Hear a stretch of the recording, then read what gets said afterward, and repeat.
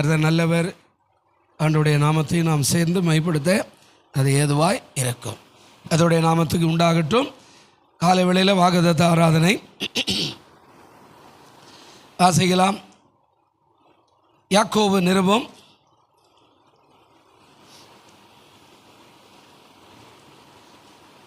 4ஆம் அதிகாரம் 10வது வசனத்தை நாம் கொஞ்சம் வாசிக்கலாம். யாக்கோபு நிருபம் 4:10 வசனம்.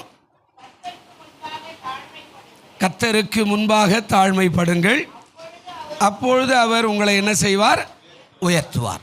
சிம்பிளாக சொல்லிட்டார். நீங்கள் ஒன்றும் பெருசாக விசுவாசிங்க, நம்புங்க, ஜெபிங்க, போராடுங்க, அதெல்லாம் ஒரு பகுதி இருக்கிறார். யாக்கோபு 4:10 அழகாக பேசுகிறார். மேலே இந்த 4ஆம் அதிகாரத்தில் 1வது வசனத்தில் நீங்கள் வாசித்தீங்கன்னா அங்கே நிறைய காரியங்களை சொல்கிறாரு.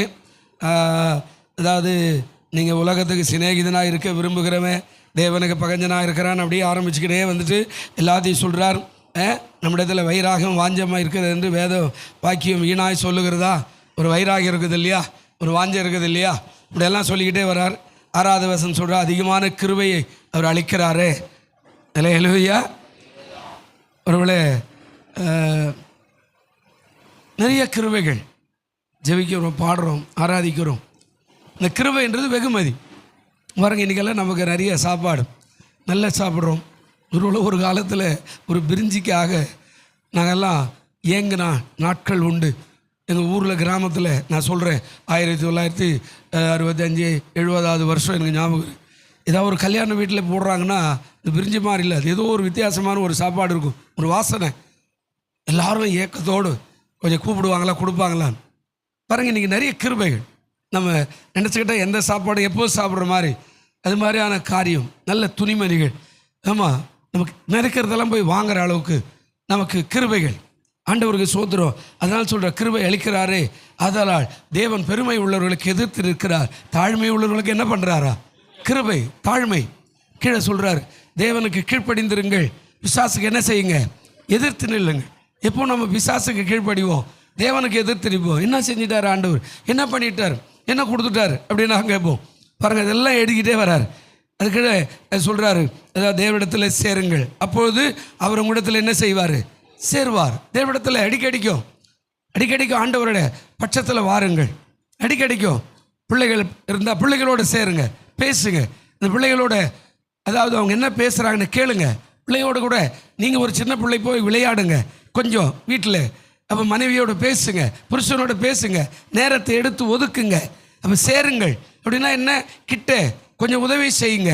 அதாங்க சொல்கிறாரு, தேவனிடத்தில் சேருங்கள், அப்பொழுது அவர் உங்களிடத்தில் சேருவார். கீழே சொல்கிறார், பாவிகளே உங்கள் கைகளை என்ன பண்ணுங்க? சுத்திகரிங்க. பாவியாக இருக்கிறீங்க.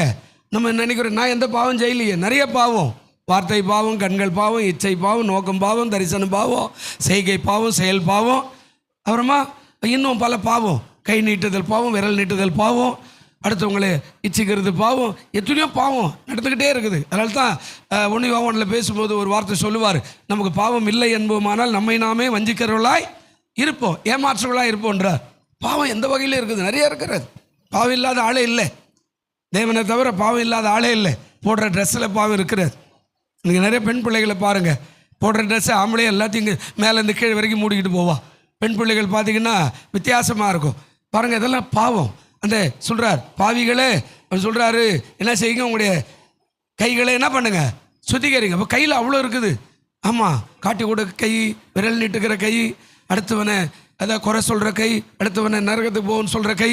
ஆமாம், இப்படி நிறைய போய் எப்படியோ நிறைய காரியங்களே. கைகள், இந்த கைகள் பரிசுத்தமாக இருக்கணும்.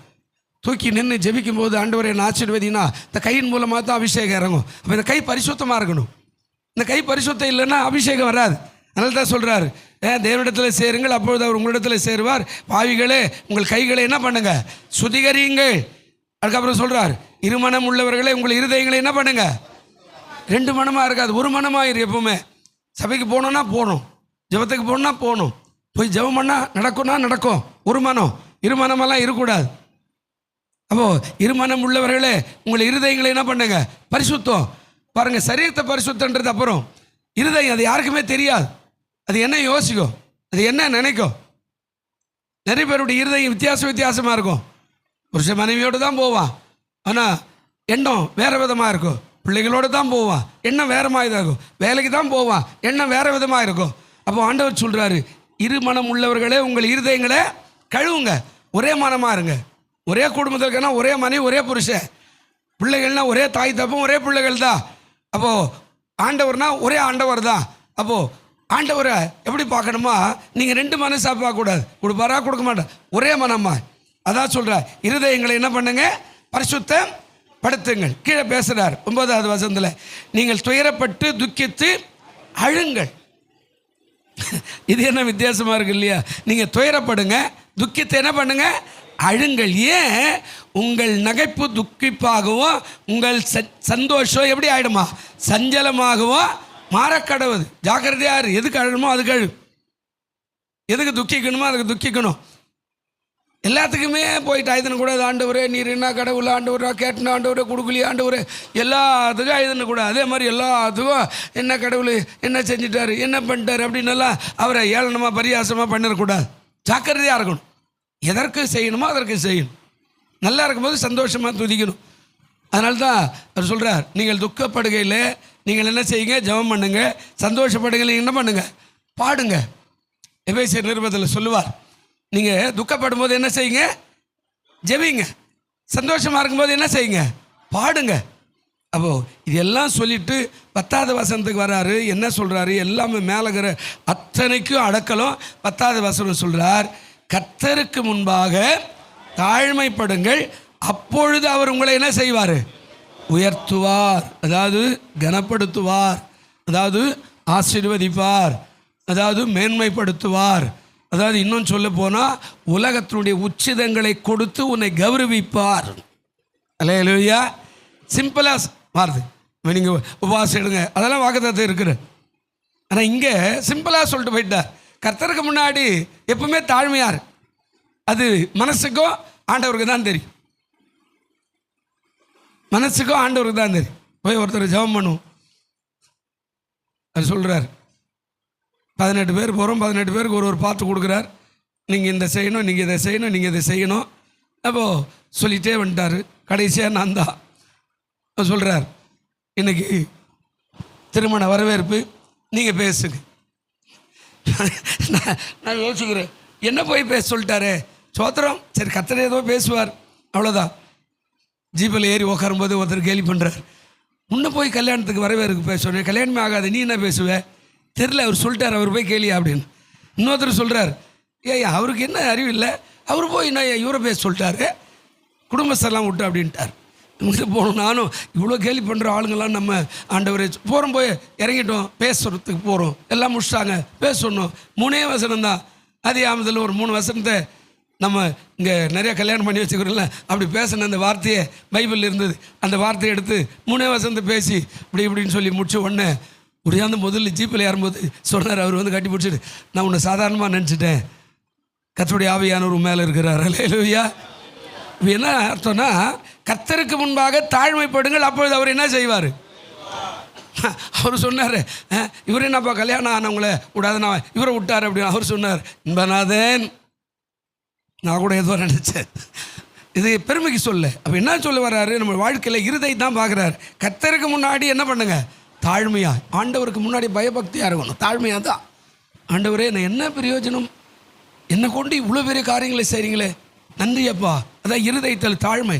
தாவீது கேட்குறான், நான் எம்மாத்திரம், ஆமாண்டவர் எனக்கு என்ன இவ்வளோ பெரிய கிருபைகளை கொடுத்துட்டு நான் எம்மாத்திரம் ஆடு பின்னாடி போயிருந்தேன். இல்லை, ஆடுகள் பின்னாடி போயிருந்தாலும் பிரமாணத்தின்படி அவன் ஆண்டவரை ஆராதிக்கிறவனாக இருக்கிறான், பாடுகிறவனாக இருக்கிறான், துதிக்கிறவனாக இருக்கிறான், பிரமாணத்தை கடைப்பிடிக்கிறவனாக இருக்கிறான். அதனால தான் அவனை போய் கூட்டின்னு வானார். அவன் கூட்டின்னு வந்து இங்கே வச்ச உடனே அந்த கிருபைகள் எல்லாம் தேவனுக்கு பிரயோஜனமாய் மாறினது. அல்லேலூயா.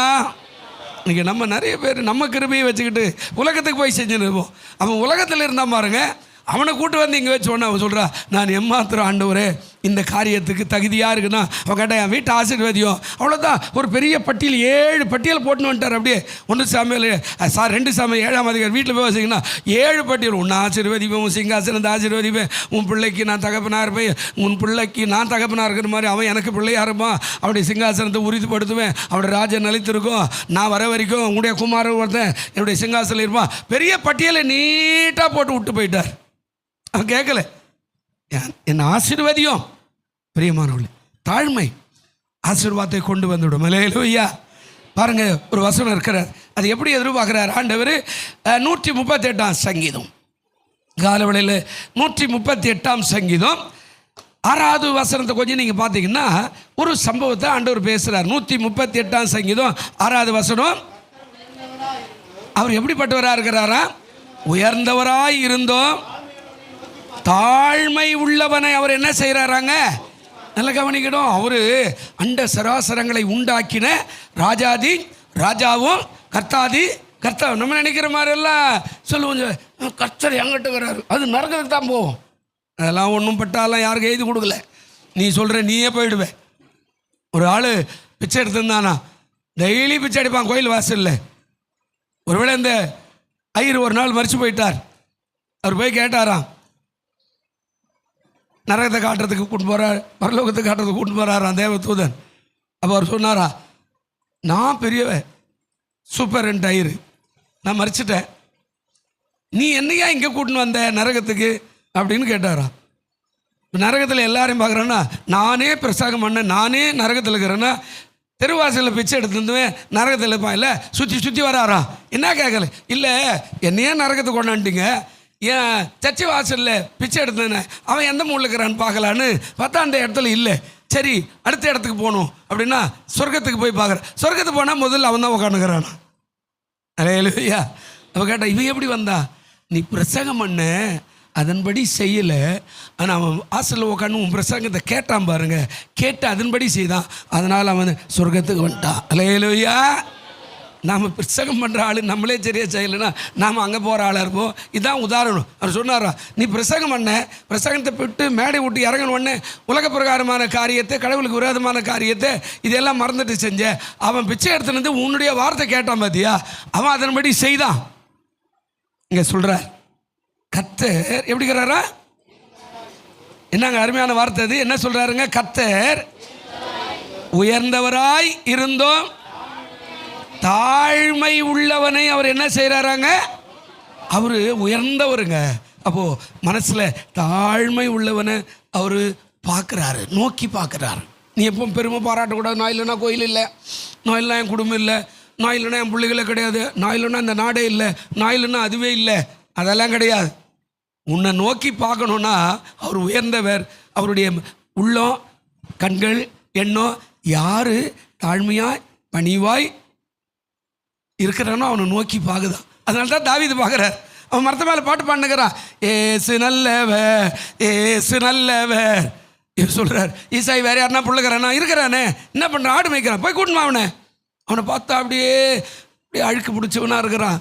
அவன் உள்ள மனசு ரொம்ப பரிசுத்தமாக இருக்குது. இவன் தான் ஆண்டவரே பெரிய பெரிய ஆளெல்லாங்கிறான், அழகழகாக இருக்கிறான், அண்ணமாரு.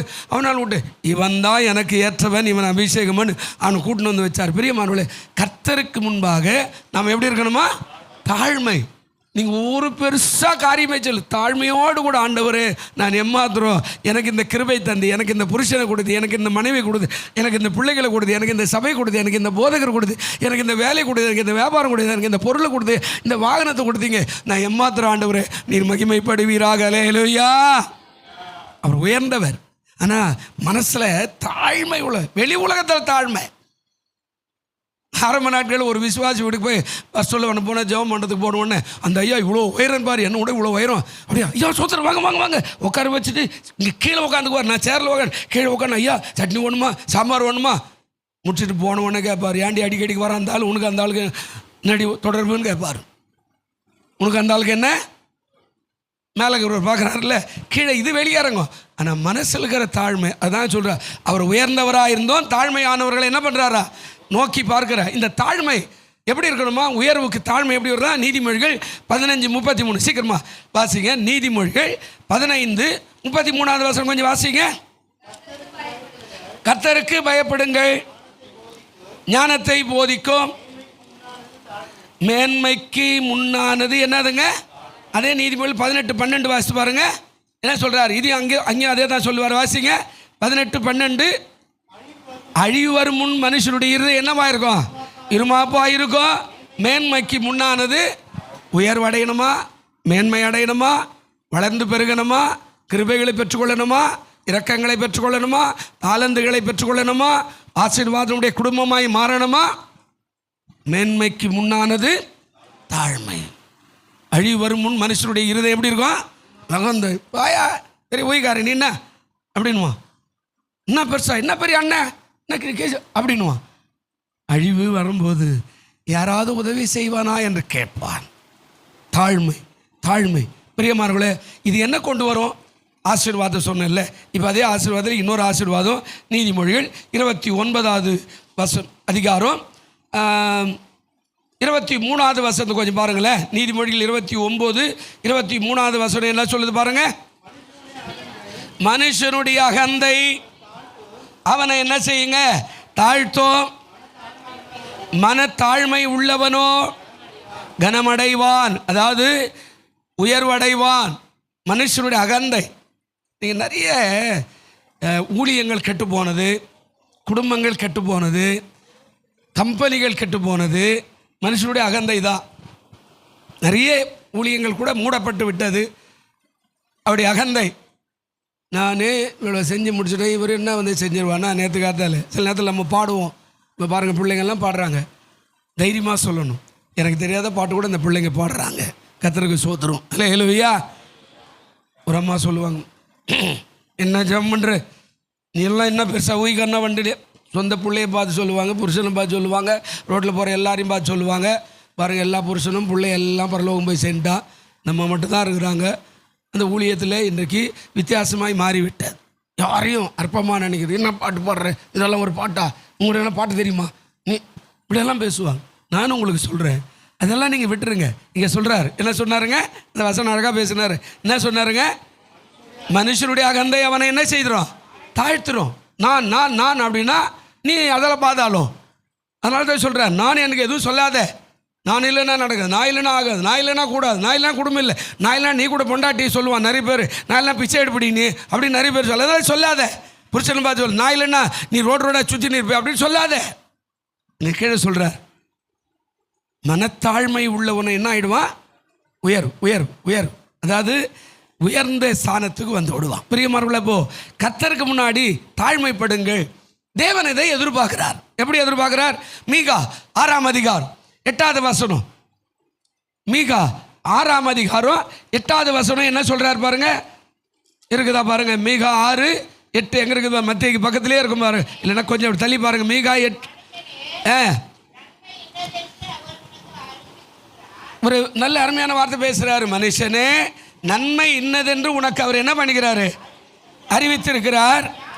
நியாயம் செய்து இரக்கத்தை சிநேகித்து உன் தேவனுக்கு முன்பாக மனத்தாழ்மையாக நடப்பதை அல்லாமல் வேற எண்ணத்தை கர்த்தரிடத்தில் அல்லேலூயா வேற என்ன எதிர்பார்க்க போறார்?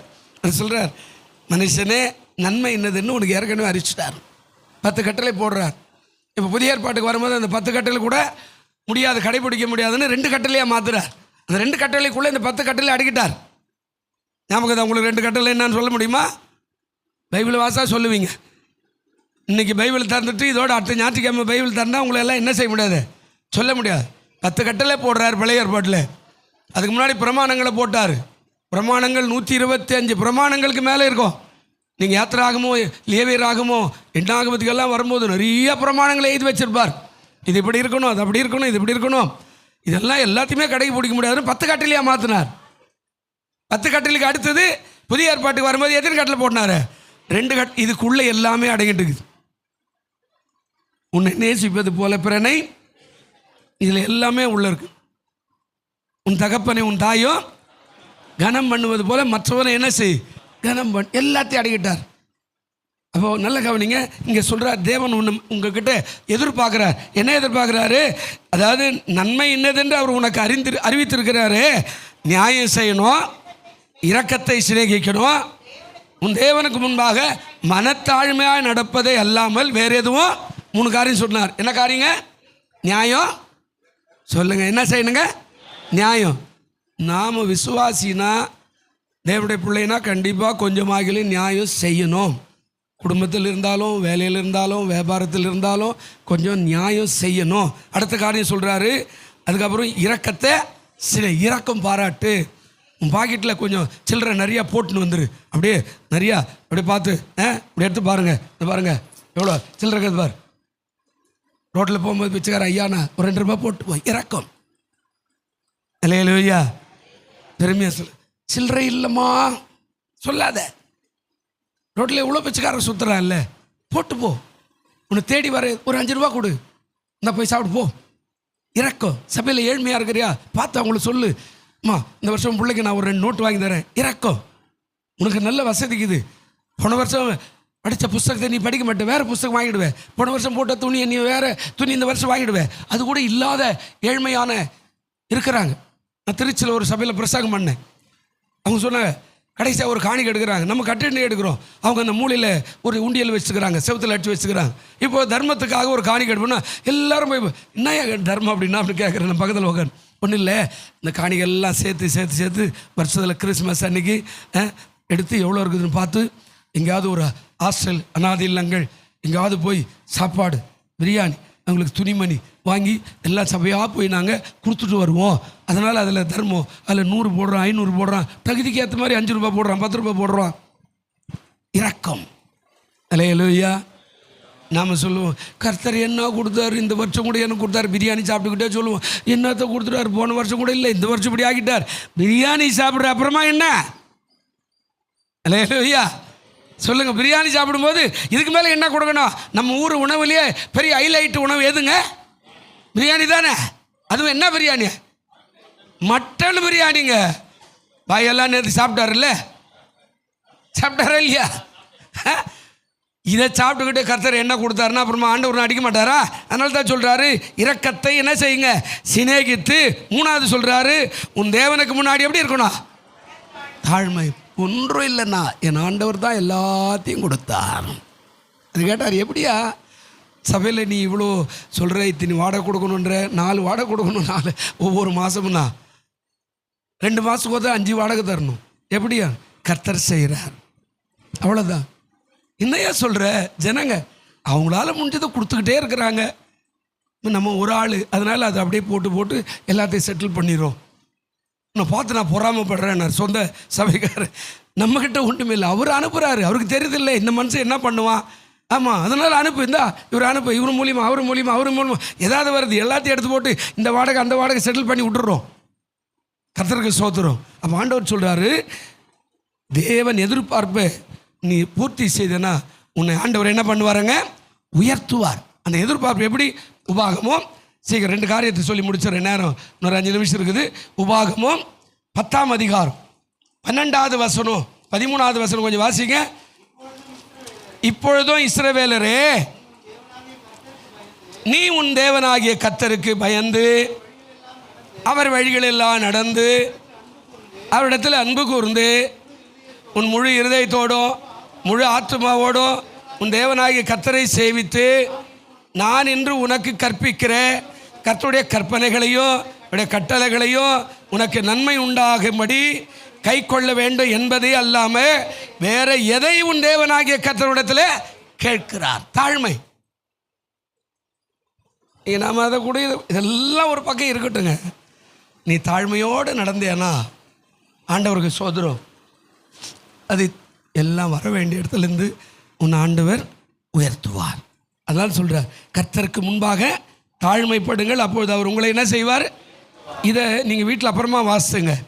இந்த அதிகாரத்தில் கீழே கூட சொல்கிறார், 18 திக்கற்ற பிள்ளைகளுக்கும் விதவைகளுக்கும் நியாயம் செய்து வரும், அந்நியன் மேல் அன்பு வைத்து அவனுக்கு அன்ன வஸ்திரம் கொடுக்கிறவருமாய் இருக்கிறார். நீ அதை செய்கின்றார். ஆமாம், நீ அதை செய். நமக்கு வசதி இருந்தால் நம்மளே ஒரு 10 விதவைக்கு சேரீ எடுத்து கொடுத்துட்டு போவோம். நாம் இங்கே செய்கிறோம். நான் போய் இன்னொரு இடத்துக்கு காசு கொடுத்துட்டு வரேன், ஒரு 4 சேரீ வாங்கி உங்கள் சர்ச்சில் கொடுங்க. நீங்கள் நினைக்கிறீங்க நான் எல்லாருக்கிட்டையும் வாங்கிட்டு வரேன், நானே இன்னொரு ஆடுக்கு போய் 2000 ரூபா கொடுத்து உங்கள் சபையில் எதனா பண்ணிட்டு போனால் நாம் முடிஞ்ச எதாவது செய்யணும்.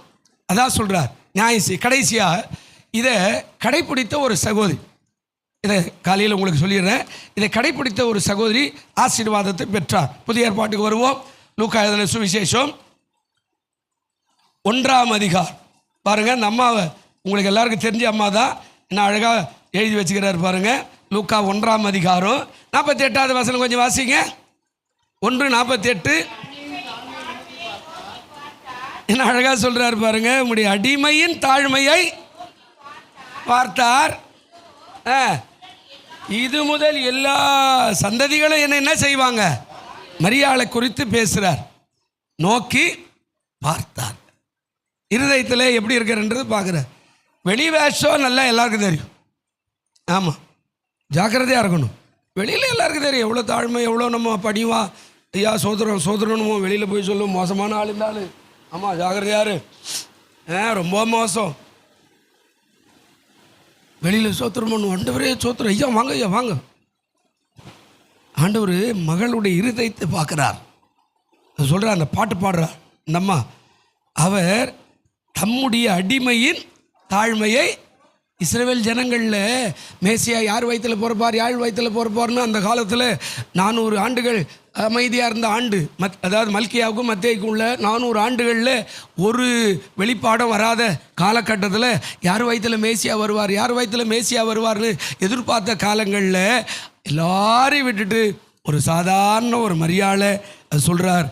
அவர் தம்முடைய அடிமையின், நான் ஒன்றும் அவ்வளோ பெரிய ஆள் கிடையாது, என்னுடைய தாழ்மையை நோக்கி பார்த்தார். பிரியமானவர்களே, உங்களுடைய தாழ்மையை நோக்கி பார்க்கிறவர் முதலாவது காரியம். இப்போ 136 23வது வசனம் வாசிக்க. சங்கீதம் 136 23 எப்படி பார்த்தாராம் பாருங்க. இந்த அம்மா என்ன நம்ம சொல்கிறாங்கல்ல, என் அடிமையின் தாழ்மை நோக்கி பார்த்தார். இப்போ 136ஆம் சங்கீதம் 23வது வசனம் இருக்குதா?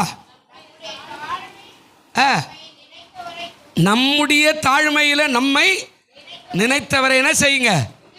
துதியுங்கள். நம்முடைய தாழ்மையில் நம்மை நினைத்தவரை, நம்ம எவ்வளோ தாழ்மையோடு கூட வேலை செய்கிறோம். ஒரு வேலை கொடுத்தா அதில் தாழ்மை இருக்கணும். சபையில் கூட சரி, உலக வேலை சரி, தாழ்மை. இது யாருக்காக செய்கிறோம்? உண்மை உத்தமாக இருக்கணும், தாழ்மையோடு செய்யணும். இது அவர் எனக்கு சம்பளத்துக்கு இந்த வேலையை செய்யுது, என்ன பெரிய சம்பளம் கொடுக்க, டப்பான் தூக்கி போடு, ஓடி தூக்கி வை.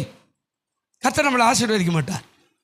அடிமையின் தாழ்மையை, மரியாளுடைய அடிமை எந்த ஊரில் இருக்குதோ, பெத்லகேமில் அந்த ஏதோ ஒரு கிராமத்தில் அந்த அம்மாவுடைய தாழ்மையை பார்க்குறா. அதனால தான் பாடுறாங்க அந்த அம்மா. எப்படி பாடுறா? அடிமையின் தாழ்மையை நோக்கி பார்த்தா இது முதல் எல்லாரும் என்னென்ன செய்வாங்க? மரியாள்னா யாரு? இது முதல் யாரு? இயேசுவை சுமந்த கர்ப்பம் தாய் எல்லாரும் நோக்கி பார்ப்பாங்கன்னு அன்றைக்கே சொல்லிட்டு போயிட்டாங்க.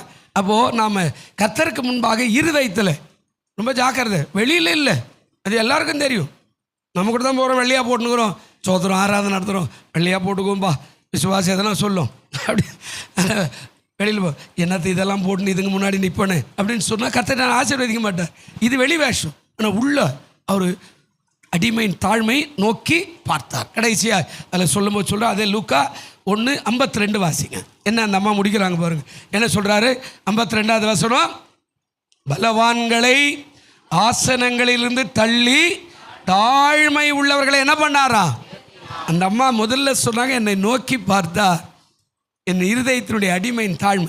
இங்கே முடிக்கும்போது பேசுகிறாங்க, என்ன பேசுகிறாங்கன்னா, என்னை என்ன செய்தாருங்க? உயர்த்தினார். என்னை என்ன பண்ணாங்க? உயர்த்தினார். அப்படின்னா அதாவது கனப்படுத்தினார், ஆசீர்வதித்தார், உதவி செய்தார், கேட்ட காரியத்தை விட ரெட்டிப்பாய் கொடுத்தார். அதான் உயர்வு. உயர்வுனா என்ன? நம்ம ஏதோ பிச்சைக்கார மாதிரி 40 வருஷத்துக்கு முன்னாடி வந்து பாரு, அதே கீஞ்சி போன ட்ரெஸ்ஸை போட்டுன்னு வந்து சோத்திரம், அதே கீஞ்சி போன 2 ரூபாய் நோட்டு அப்படியே சோத்திரம். இதல்ல நான் தாழ்மை, அதெல்லாம் ஒன்றும் இல்லை. உள்ளே வரும்போது நீ எப்படி வந்திருக்கலாம், ஆனால் வளர வளர வளர வளர வெளியே போக போக உயர்ந்த ஸ்தானம். அல்லேலூயா.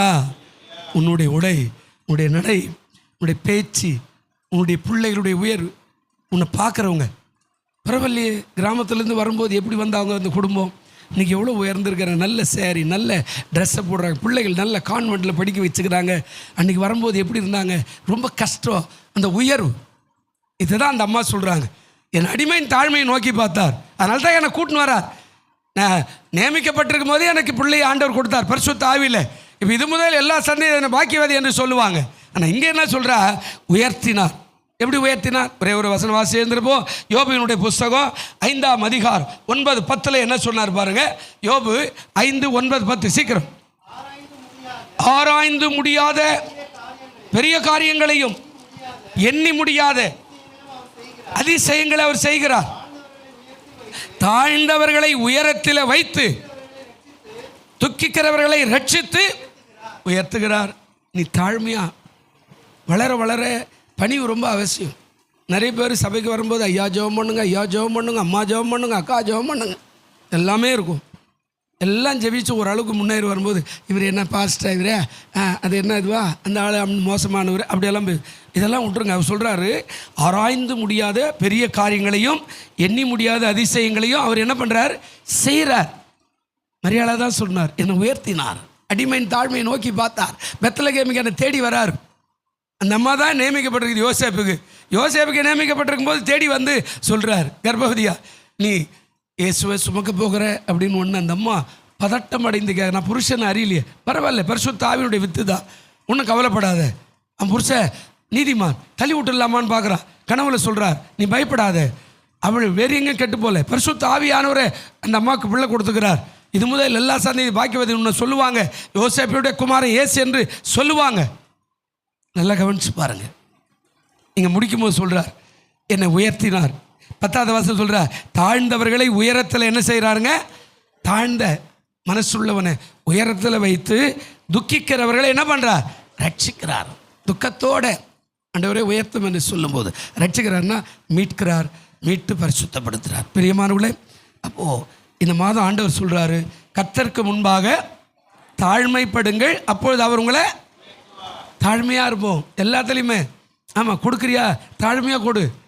ஆமாம், நான் கொடுத்ததுனால தான் இந்த ஆள் இதை வாங்கினார், அந்த ஆள் அதை வாங்கினார். ஒருத்தர் சொன்னார், ஒரு செக்கையை இப்படி கொடுத்தார், இதை வாங்குறேன். அங்கே ஒரு அம்மா நின்று பார்க்குது, எவ்வளோ இருக்குது அப்படின்னு கேட்குறேன். இவ்வளோ நாங்கள் அப்படியா, நீ போன வாரம் தான் ஒரு செக் கொடுத்த மாதிரி இருக்குது, அதுவும் கொடுத்த ஆண்டவர் ஆளுக்கு தான், இதுவும் ஆண்டவர். இதை வாங்கின அம்மா போய் ஊரெல்லாம் பார்த்த அம்மா சொல்லி போயிடுச்சு. அவன் கேட்குறான், அங்கே நின்று கேட்குறான், இங்கே கூட கேட்கலாம், அங்கே ரோட்டில் நின்று கேட்குறான், நான் இவ்வளோ காணி கொடுத்தேன், அந்த ஆள் எனக்கு கணக்கே சொல்லியே, கோயிலே கட்டலையே. நீ போட்டுட்டு போனால் உடனே கோயில் கட்டுற முடியாது.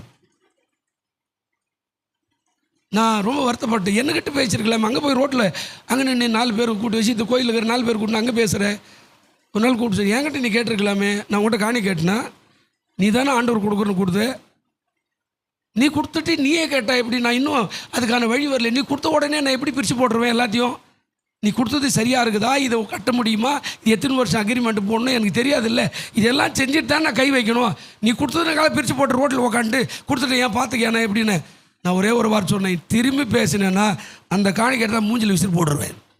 ஜாக்கிரதையார், கொடுத்துட்டேன்னா கர்த்தருக்கு முன்னாடி தாழ்மையார் உன்னை உயர்த்துவார். அதோட இந்த ஊரை விட்டு ஓடினவர் என் கண்ணில் இது வரைக்கும் பள்ள பொண்டாட்டி புள்ள எல்லாமே எங்கே போனானே தெரியாது. ஜாக்கிரதையாக இருக்கணும். கொடுத்துட்டியா கர்த்தருக்காக, அது ஆண்டவர் பார்த்துக்குவார். கொடுத்துட்டு உடனே அவர் எனக்கு என்ன பண்ணார், நான் இதுக்கு தான் கொடுத்தனாலும் கேள்வியெல்லாம் கேட்காத. ஆண்டவர் சொல்கிறார், கர்த்தருக்கு முன்பாக தாழ்மையார், காணிக்கை கொடுத்தாலும் சரி எதுவாக இருந்தாலும் அது ஆண்டவர் பார்த்துக்குவார், உனக்கு சேவை சந்திப்பார். நீ கொடுத்துட்டு உடனே அவன் சரியில்லைன்னா எப்படி சரியில்லை யோசிச்சு பாருங்க. வீட்டுக்கார சம்பளத்தை வாங்கி வந்து கொடுத்துட்டு இதெல்லாம் பார்த்துக்குமானா மறுநாள் எல்லாத்தையும் பார்த்துட்டு எல்லாத்தையும் கொடுத்துட்டுங்க, இப்போ நாளைக்கு சோத்துக்களை கொடுனா பூட்ஸுக்காரர் கேட்க மாட்டார், என்ன கேட்பாரு, ஏண்டி நேற்று ஆடி 5000 கொடுத்து என்ன பண்ண எல்லாத்தையும் கொடுத்துட்டியா. இந்த அம்மா பொறுமையாக யாருக்கு எந்த கடன் அவசரம் அதெல்லாம் பார்த்து கொடுத்தாதான் நீயும் நல்லா இருக்க முடியும், நானும் நல்லா இருக்கும். உடனே கொடுத்துட்டேன் அப்படின்னா இல்லை, கர்த்தருக்கு முன்பாக தாழ்மைப்படுங்கள், அவர் உங்களை என்ன செய்வார், உயர்த்துவார். கண்களை மூடுவோம். நல்ல பிதாவே, இந்த மாதத்தில் ஆண்டவரே இந்த வார்த்தைக்காய் சோத்திரம். கர்த்தருக்கு முன்பாக தாழ்மைப்படுங்கள் என்று சொன்னீர், அப்பொழுது அவர் உயர்த்துவார் என்று சொன்னீர். ஆண்டவரே உமக்கு சோத்திரம் ஐயா. இந்த வார்த்தையின்படி இங்கே வந்திருக்கிற கேட்கிற பார்க்குற எல்லாரையும் உயர்த்தும், கிருபை கூடையும் இயேசுவின் நாமத்தில் வேண்டிக் கொள்ளுகிறோம் எங்கள் ஜீவனுள்ள நல்ல பரலோக பிதாவே. ஆமேன் ஆமேன்.